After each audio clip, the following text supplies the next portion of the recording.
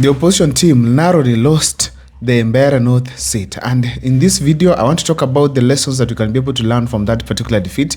But before I take you through, if this is the first time you're watching my videos at Mukwa Times, please take a second or two to subscribe, like and comment, because that is the best support you can always give this channel. Lesson number 1: Rigathi Gachagua needs Uhuru Muigai Kenyatta. Ladies and gentlemen, one of the things that really affected Rigathi Gachagua that led to the defeat that we had at Mbeere North, it's lack of proper financing. Because we realized that UDA really had a lot of money. William Ruto pumped enough money to ensure that they have defeated the opposition there. At least they cannot match President William Ruto's ability, but at least there should be something that must be done for the common mwananchi to be able to not like hata hawa wamejaribu. Now, checking from what is happening, there's a lot of poverty across Kenya. If you go to Kisii right now, in the villages, there's a lot of poverty. The same thing in Mount Kenya, especially in Mbeere North. They need Uhuru Kenyatta who can help them raise more funds, at least to be able to also match President William Ruto's ability. Second, Uhuru Kenyatta is needed for the purposes of Mount Kenya unity. There are people who subscribe to Rigathi Gachagua and there are some who subscribe to Uhuru Muigai Kenyatta. I have always done polls here on this particular channel, and I see Rigathi Gachagua could be at 56%, sometimes 59%, and then you find Uhuru Kenyatta has the rest of the percentage. A clear indication that there are people who subscribe to Uhuru Kenyatta, others who subscribe to Rigathi Gachagua. So therefore, there's need for these people to work together and harmonize and find the best way they can be able to lead the Mount Kenya region going forward. So therefore, Rigathi Gachagua needs Uhuru Kenyatta so that at least they can have the entire Mount Kenya on board. But I feel if they are not going to work together, there is a group that will subscribe to Uhuru Kenyatta, and there are some that will go actually to Rigathi Gachagua, basically because of their personalities. Uhuru Kenyatta has a different personality to that one of Rigathi Gachagua. Hence, there's need for them now to work together, at least to unite the people of the Mount Kenya region. The other reason as to why Uhuru Kenyatta is needed is for proper and good relationship between Rigathi Gachagua and other leaders of Mount Kenya. We've realized that Rigathi Gachagua has this authoritative type of style of leadership where he has a specific way he wants things to be done, and for those who may not align to what he wants, people face the consequences. So there's need for Uhuru Kenyatta to come on board and try to lower down Rigathi Gachagua's probably authoritative style of leadership and have what you call democratic, or maybe you can talk about transformational leadership, where at least they can be able to share with the people, empower them, and see that at least people can have a good environment to express themselves freely. I feel the leadership of Mount Kenya is very important for Rigathi Gachagua. Gachagua cannot be able to fight in Nyeri, go fight in Muranga, go to Kiambu, do the same thing, also go to Embu, Meru, and even Tharaka Nithi. It is a huge and vast region that Rigathi Gachagua cannot entirely do everything by himself. He'll be exhausted. But if he has a governor at some point who can be able to mobilize the ground, pass his message across, he has an MP at some point, people who at least have been in power, they also have money, at least they can be able to supplement the campaigns, then Rigathi Gachagua will have it easy. But it's now clear that Uhuru Kenyatta has most of those people whom can actually be able to stand with Rigathi Gachagua financially, but these people are not ready to work with Rigathi Gachagua alone. So it is ideal if they come on board through Uhuru Kenyatta to be able at least to work with Rigathi Gachagua in Mount Kenya region to entirely take President William Ruto home. Also, another thing that we have to really stress here, for Mount Kenya to be united, Uhuru Kenyatta and Rigathi Gachagua must work together for the purposes of unity. Unity in Mount Kenya is crucial for 2027. I told you guys before in other videos that the moment Mount Kenya lost it, personally I was stressed because now it was like now William Ruto is going to go back, because people in Kenya, both Kalonzo and Matiang'i, depend on the unity of Mount Kenya and the ability of Mount Kenya to take William Ruto home, so that at least they can be able to be sure they can take William Ruto home as well.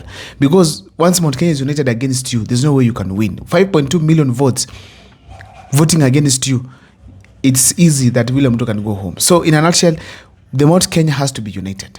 Another lesson that we are able to borrow from Mbeere North, it is that there's a potential division in Mount Kenya region, especially based on Mount Kenya East and Mount Kenya West. You all saw what was happening there. During the campaigns, you could hear Kindiki trying to make some utterances that, did you see me at Mbeere? And there are people trying to say that when one of us from Mount Kenya East has rose to power, then the people of Mount Kenya West are somehow trying to bring him down. So in a nutshell, if that kind of a slogan is going to take place in Mount Kenya, and especially in Mount Kenya East, people buy it up, that propaganda, eventually we are going to have people of Mount Kenya East thinking different from those of Mount Kenya West.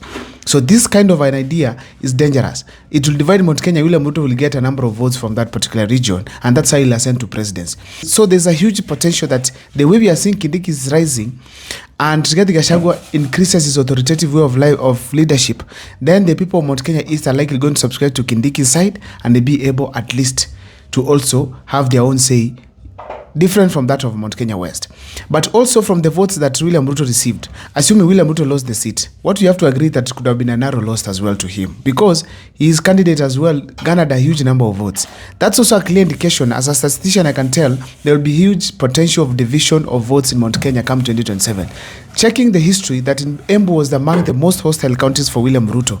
Therefore, I can authoritatively as well say it here that if he was able to get the votes from there, then he can get votes in Kiambu, then he can get votes in Nyeri, then he can get votes in Murang'a, unless we are proven otherwise. But the fact remains, there is a potential, huge potential of dividing votes in Mount Kenya region come 2027. The other thing I was able to learn from that particular loss at Mbeere North, it is that Kithure Kindiki now has cemented his chance of becoming a running mate of President William Ruto come 2027.